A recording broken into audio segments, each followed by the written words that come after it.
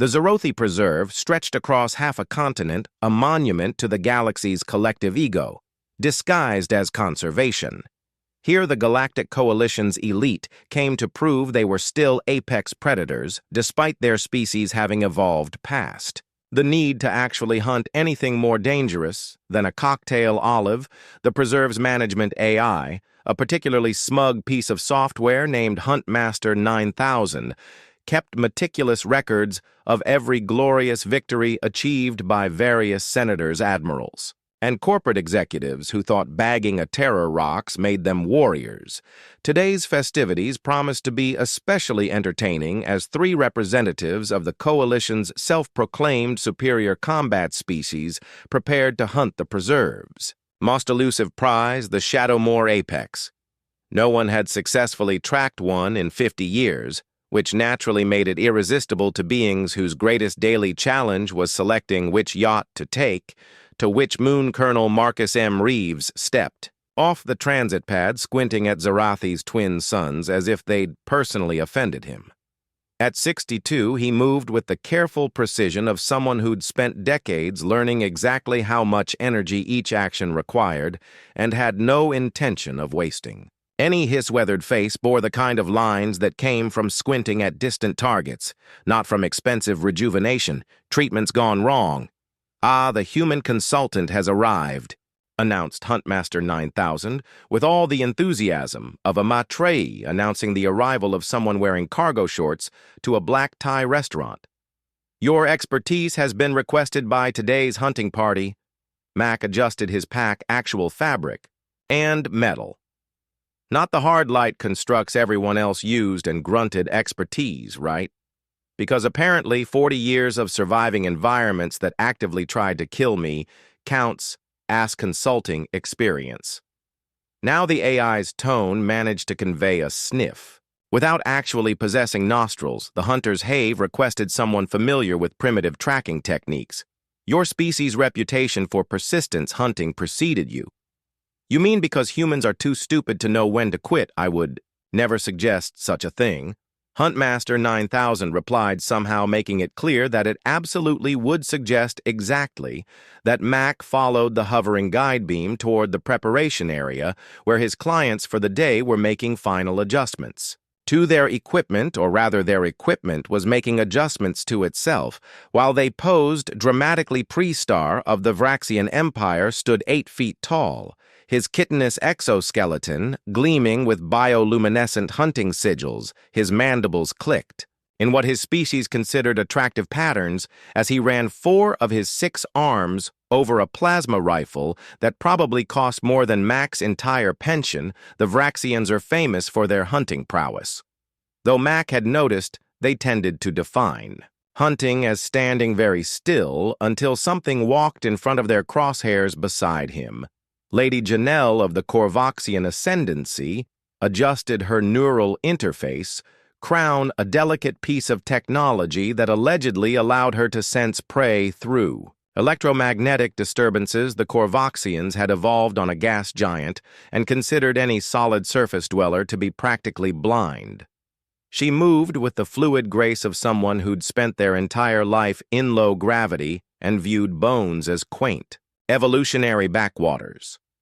The third member of their party was Thexis, a siloid warrior whose crystalline body refracted Zerathi's sunlight into dazzling rainbow patterns.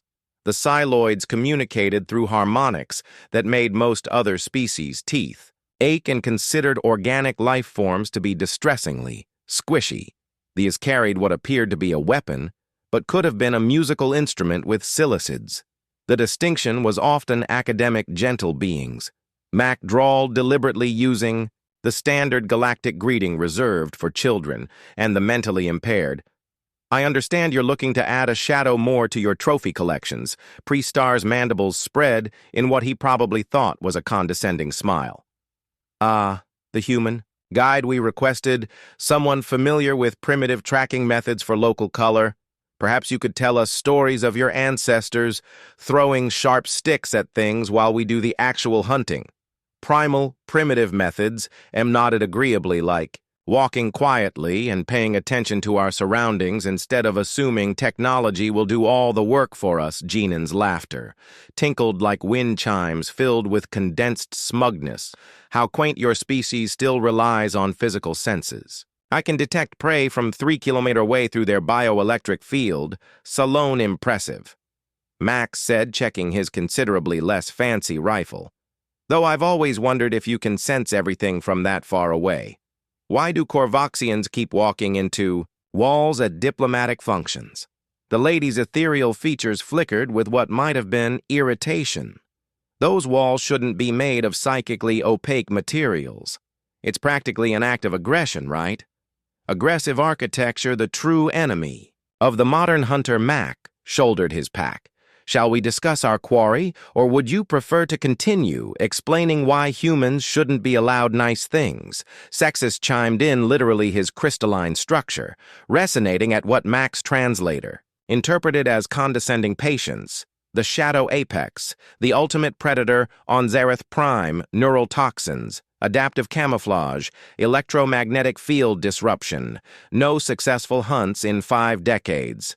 What the Honorable Faxus means, Huntmaster 9 interjected, is that the Shadow Moor has evolved specific countermeasures against modern hunting technology. Its hide disperses energy weapons, its neural system operates on quantum fluctuations that confuse tracking systems, and its metabolism generates an EM field that scrambles most electronics within a 50 meters radius. In other words, Mac translated, it's learned to beat all your fancy toys, so now you need someone who remembers how to track prints in the mud. Krexar's chest plates rattled in what passed for Braxian indignation.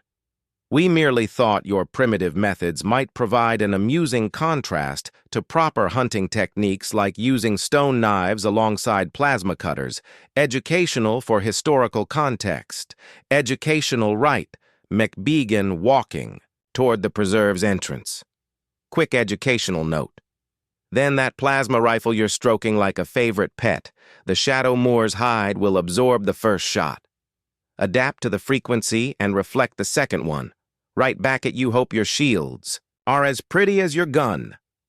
The hunting party followed their collective superiority, Complex trailing behind them, like in a particularly pungent cologne.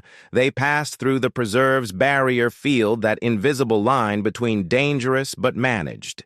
And seriously, we're not liable if you die out here. The landscape beyond resembled what Earth's Cretaceous period might have looked like if designed by a committee of sadists with doctorates. In xenobiology, towering fungal trees released spores that could rewrite your DNA. If you breathed too deeply, crystalline formations sang hypnotic songs that led unwary travelers off cliffs. Even the grass had evolved to be mildly carnivorous, though it generally settled for shoes rather than feet. The Shadow Moor's last confirmed sighting was in Sector 7. Huntmaster 9 announced 3 standard days ago it consumed a herd of armored grazers, 14 tons of biomass in approximately 4 minutes. 14 tons. Ganel's elegant features arranged themselves into what her species considered thoughtful concern that suggests it's preparing for a major metabolic event, possibly reproduction or hibernation. Thesis, harmonized, or it's just really hungry. Max suggested, earning him the kind of looks usually reserved for children, who interrupt adult conversations with observations about bodily functions. They move deeper into the preserve, the alien hunters relying increasingly on their technological advantages. K-Star's combat suit deployed sensor drones that buzzed ahead. Like metallic hummingbirds, Zanelle's neural crown pulsed with soft light as she swept the area for bioelectric signatures. These resonated at frequencies that supposedly revealed hidden threats through sonic mapping. Act just walked, eyes scanning the ground, occasionally pausing to examine disturbed vegetation or test the wind direction with a wet finger. Your techniques are charmingly archaic, Sexter observed after Max spent 30 seconds studying a broken branch. But perhaps we should rely on more efficient methods. My drones can scan at the molecular level. Impressive. Max straightened, pointing 2 tracks almost invisible. In the springy blue moss, your molecular scanners tell you that a Ravager pack passed through here 6 hours ago, that they're hunting injured prey, see the irregular gait in the third set of prints, or that they're being stalked by something bigger. The Vraxian's mandibles clicked uncertainly. He gestured at his wrist display, which showed various colored blobs and scrolling data streams. The sensors indicate biomass movement patterns consistent with multiple entities close. Enough. Max started following the tracks. We're not the only ones hunting today, and in about 10 minutes we're going to walk right into the middle of their dispute. Surely, we should avoid. Zionel began a chorus of howls split the air, followed by the distinctive sound of something large and angry, discovering something even larger and angrier. The underbrush ahead exploded with movement as 6 Ravagers, think wolves crossed with velociraptors, and given anger management issues, burst into the clearing. They were running from something that something emerged. A heartbeat later, a Terrorox 9 FT of armored predator with more teeth than seemed strictly necessary. The Ravagers had apparently thought they could take it. The Terrorox was explaining with extreme prejudice why they were mistaken. Magnificent Craigstar raised his plasma rifle. A Terra-Ox would make an excellent warm-up trophy before we. The rifle wed preparing to fire. Mac moved without thinking, a lifetime of combat reflexes overriding his better judgment about letting Darwin handle this particular situation. He slammed his palm against the rifle's barrel, knocking it skyward just as it discharged the plasma bolt. Sizzled harmlessly into the fungal canopy above. "What are you?" Craig began indignantly. The Terrorox, which had been focused on the Ravagers, turned at the sound. Its eyes, all 6 of them, locked onto the hunting party. It processed the situation with the kind of intelligence that reminded everyone present why it was called Terrorox and not mildly concerning of. Then it charged. Scattermack barked, diving left as the beast thundered past the aliens. To their credit, reacted with trained precision. Crackstar's armor deployed hard light shields. Zyle levitated smoothly upward. Thea simply let the creature pass through him, his crystalline form briefly assuming a gaseous state. The Terrorox wheeled for another charge, clearly puzzled by prey that wouldn't stay conveniently solid.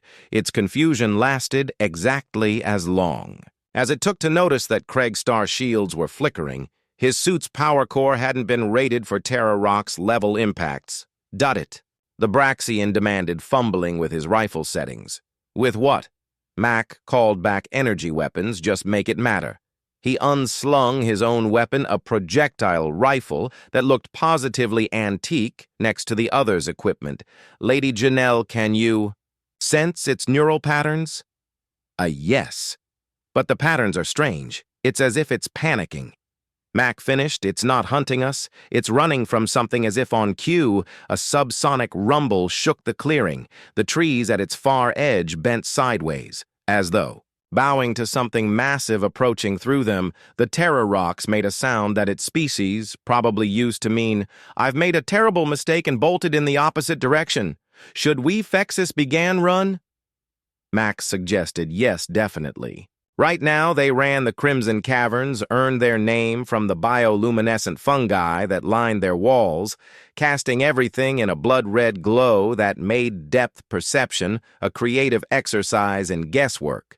The hunting party stumbled into the entrance, more by accident than design. Their tactical retreat having devolved into what Mac privately thought of as coordinated panic sensor readings, are confused. Craster announced, tapping his wrist display, as if personally offended by its failure to provide clear data. His chitter armor clinked against the cave walls, each sound echoing like a dinner bell for predators. "That would be the Ferox crystals in the rock," Max said, running his hand along the cavern wall. "They generate microelectromagnetic pulses, plays havoc with most electronics." He pulled out what looked like an antique compass, good thing some of us still know how to navigate like our ancestors. You know, those primitive creatures who somehow managed to explore their entire planet. Without GPS, Janelle floated down from her elevated position, her neural crown flickering. Erratically, I'm sensing something, but it's like trying to read a book through static. The bioelectric patterns are completely scrambled. "Welcome to hunting the old-fashioned way," Max said, kneeling to examine tracks in the reddish dust where you actually have to pay attention to your surroundings instead of letting machines do the thinking for you. BX's resonated with what might have been curiosity. "You seem remarkably calm for someone who just fled from an unknown predator." Max stood shouldering his rifle. Not unknown, that rumble, the way the trees moved, classic shadow. More intimidation display. "It's been stalking us since we left the compound. The Terrorox wasn't running from us, it was running from our shadow." The aliens exchanged glances, their various sensory organs swiving toward Mac with newfound interest. "You." New Craig Starr's mandibles clicked indignantly. "And you didn't inform us? Would you have listened?" M started deeper into the cavern, following signs invisible to the others. "Besides, I wanted to see how you'd handle a real threat, educational as you said." They moved through winding passages, the red light creating dancing shadows that made every rock formation look vaguely predatory. Mac led them with the confidence of someone who'd spent years navigating worse places, occasionally pausing to mark their path with chemical strips that glowed pale blue in the darkness. "Time for some education of my own," Max said, stopping at a wider chamber where ancient water had carved seats into the stone. "You want to know why a primitive human is out here, playing guide for the galaxy's finest hunters gather around children's story time." The aliens bristled at being called children, but their curiosity won out. They arranged themselves on the natural stone benches looking like the universe's most dangerous kindergarten class. 40 years ago, I was Lieutenant Marcus Reeves, United Earth Special Forces, Xenological Warfare. Division Mac pulled out a water bottle. Actual water, not the synthesized hydration solutions everyone else used. We were the ones they called when first contact went sideways, which, given humanity's track record, happened more often than our diplomats. "Like to admit the Skorax incursion," Janelle said. "Suddenly you were there." "Oh, you've heard of it, funny. How the official histories skip the messy parts." M took a long drink. "The Skorax decided humanity's colony on Kepler 442b looked like a nice addition to their empire. The Galactic Coalition sent a peacekeeping force, state-of-the-art weapons, perfect tactical doctrine, absolute confidence in their technological superiority. The peacekeepers were victorious," Kickstar stated, though uncertainty crept in too. "His harmonics, the peacekeepers were slaughtered." Mac corrected, "Their weapons couldn't adapt to Skorax shield frequencies. Fast enough, their tactics assumed the enemy would fight like civilized beings. The Skorax fought like what they were, survivors of a death world that made Zerati Prime look like a petting zoo." Max stood pacing the chamber, "So they called us the primitive humans with our projectile weapons and chemical explosives. We didn't try to match the Skorax technology, we studied their behavior. Learned their hunting patterns, figured out what they feared, and prompted his crystalline structure, humming with interest. Turns out they were terrified of fire.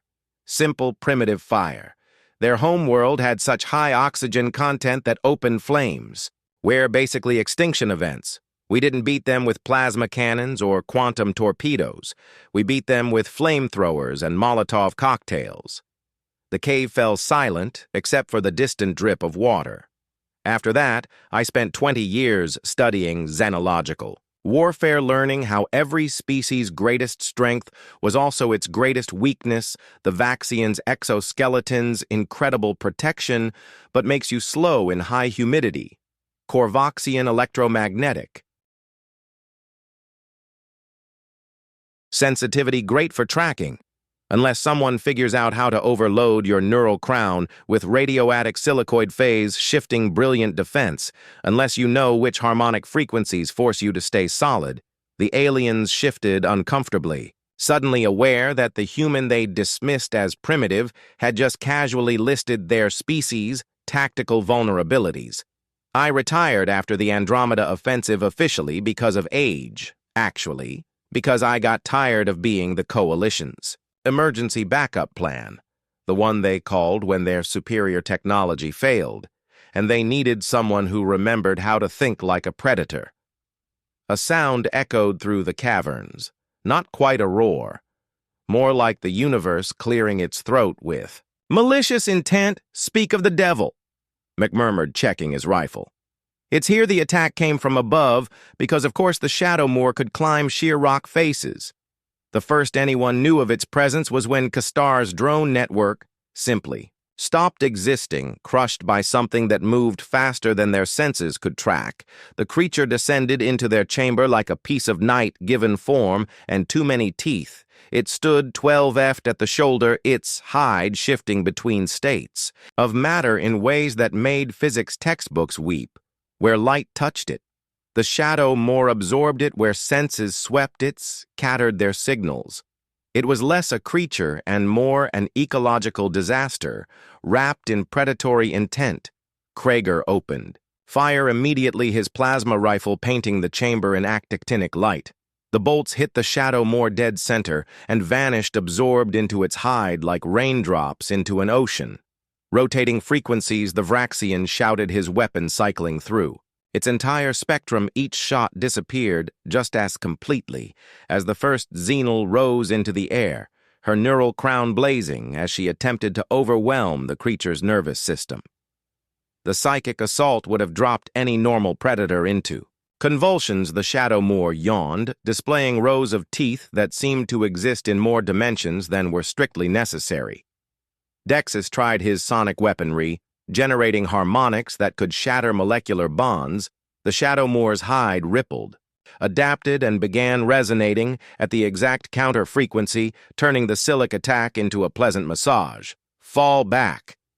McCordard, already moving, fighting it head-on is like trying to punch a shadow. They retreated deeper into the caverns, the Shadow Moor following with the patience of a creature that knew its prey had nowhere to go. Its footsteps made no sound, but they could feel its presence in the way the air pressure changed, the way their instincts screamed, warnings their technology couldn't detect. This is impossible. Krager's armor was scorched where the reflected plasma had grazed it. Nothing can adapt that quickly. It's not adapting. Max said, leading them through a narrow passage. It's already adapted. Generations of facing energy weapons, psychic attacks, sonic disruption. The survivors passed on their resistance evolution in fast forward. Then how do we fight? Itzenel demanded, her usual ethereal calm cracking. We don't fight it, we think like it. Max stopped at a cavern intersection, quickly assessing their options. Every predator has patterns, territories, behaviors. The Shadow Moor isn't just hunting us, it's hurting us. Where Dex's asked, a roar echoed from the passage behind them, and another from their left, then a third from their right, too. The nursery Mac realized it's not alone. We're being pushed toward its mate and offspring. The alien's various expressions of alarm would have been comical in other circumstances. I suggest we decline the dinner invitation, Max said, taking the one passage. That hadn't produced threatening sounds this way. Quick, they emerged into a massive chamber, its ceiling lost in darkness. Ancient bones lit at the floor, evidence of countless meals, some from species none of them recognized. At the chamber's center sat a pool of water, its surface mirror still and black in the red fungal light. The Shadow Moor entered behind them, no longer bothering with stealth. Its mate emerged from another passages, lightly smaller but no less terrifying between them. Something that might charitably be called cubs, if you were feeling particularly generous about definitions. 3 smaller versions of mobile nightmares, a family outing. Mech muttered, how sweet your primitive weapons won't work either. Craigstar said desperately. No, Mac agreed, surprising them. They won't. He lowered his rifle, moving slowly to avoid triggering an attack. That's because we're thinking about this all wrong. Now is not the time for philosophy, General. Hissed, now is exactly the time. Mac reached into his pack, pulling out something that made the aliens stare, in confusion. A simple flare. You've been trying to kill it, to dominate it, to prove you're the superior predator. He struck the flare, its harsh chemical light cutting through the red ambient sea. The Shadow Moors tensed but didn't attack. But that's not how you survive.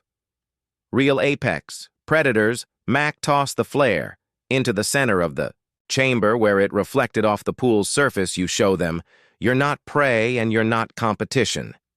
The light revealed something none of their senses had detected. Cave paintings on the walls. Primitive art, depicting humanoid figures. Not human, but something older, offering tributes to shadow more-like creatures. The original inhabitants of Zerathi Prime didn't try to hunt them. Mac explained. They coexisted, offered respect, understanding moving with deliberate calm. Mac pulled out his rations. Real food, not the nutrient paste everyone else consumed. He broke off a portion and tossed it toward the nearest cub. The adults tensed, ready to strike if this was an attack. The cube approached, cautiously sniffed the offering, then consumed it with obvious relish. It's not about being the apex predator. Mac continued breaking off more pieces for the other cubs.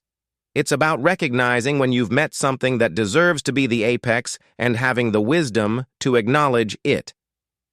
The adult shadow. Moors watched as their offspring accepted food from this strange, small creature that showed no fear. Something ancient stirred in their genetic memory patterns of behavior from before their world became a hunting preserve when they had lived alongside.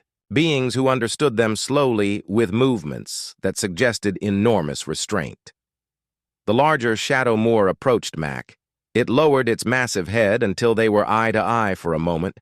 Human and alien predator regarded each other across a gap of evolution and understanding. Then the shadow Moor turned and led its family back into the darkness, leaving the hunting party unharmed. The chamber fell silent, except for the hissing of the flare. You fed them snacks. Craigstar's voice mixed disbelief. With something approaching awe, we came here to hunt the greatest predator in the galaxy, and you gave them treats like pets. Nomax said, packing away his remaining rations. I gave them respect, something your advanced civilization seemed to have forgotten, in favor of proving how superior you are. The journey back to the compound passed in contemplative silence. The aliens processed what they'd witnessed, not just Mac's solution, but the implications of everything they'd learned about human survival strategies. As they cleared the preserve barrier, Zinel finally spoke. Colonel Reeves, would you consider a more permanent consulting position? The Coalition could benefit from your perspective teaching the galaxy's finest how to be primitive. Max smiled, tempting offer. Teaching us what we've forgotten, Thexus. Corrected how to see the universe as it is not, as our technology tells us it should be. Krager's mandibles clicked in agreement. The great irony, we came to hunt the apex predator only to discover we'd brought one with us all along. Mac laughed, a genuine sound that echoed across the landing platform. First lessons, free the most dangerous predator isn't the one with the biggest teeth or the fanciest weapons, it's the one smart enough to know when not to use them. As he boarded the transport back to the human sector, Mac reflected that maybe retirement wasn't all.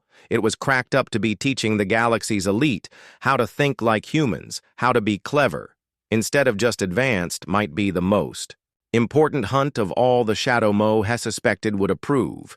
But as the transport lifted off, Mac caught sight of something that made his blood run. Cold through the viewport in the direction of the restricted zone, where even the Shadow Moors feared to tread. He saw a flash of iridescent scales and multiple rows of eyes that shouldn't exist in any sane universe. "Stop the transport," he ordered. "Sir," the pilot asked. "Just hover right here." Mac pressed his face against the viewport, his weathered features tightening. In 40 years of xenological warfare, he'd seen things that would drive most beings insane. But this was something from the classified files, the ones marked theoretical extinction events. The aliens noticed his sudden tension. Colonel Reeves' Janelle's voice carried concern. "What do you see? Something that shouldn't be here?" Mac muttered. He turned to face them, his eyes holding. "The weight off terrible knowledge. Tell me, in all your advanced databases, have you ever heard of the Devourers?" Prestar's mandibles clicked nervously. "The Devourers are a myth. Ancient stories to frighten younglings. Ancient stories have a nasty habit of being true," Max said. "Especially the scary ones." He moved to the transport's communication panel. "Huntmaster 9000. This is Colonel Reeves' priority override Gamma. 771 initiate immediate preserve evacuation. This is not a drill. The AI's voice crackled. With artificial indignation, Colonel Reeves, you lack the authority to Gamma. 771 Mac repeated firmly. Check your classified protocols, the ones you're not supposed to admit exist. There was a pause when Hunt 9000 spoke again. Its tone had changed entirely. Evacuation protocols initiated. All personnel are to leave the preserve immediately. Colonel Reeves, what have you seen something that makes our little shadow adventure look like a petting zoo? Visit, Max said grimly. He turned back to the aliens. Remember what I said about apex predators? About knowing when you're outmatched? Well, congratulations. You're about to learn why humans survived long enough to reach the stars through the viewport.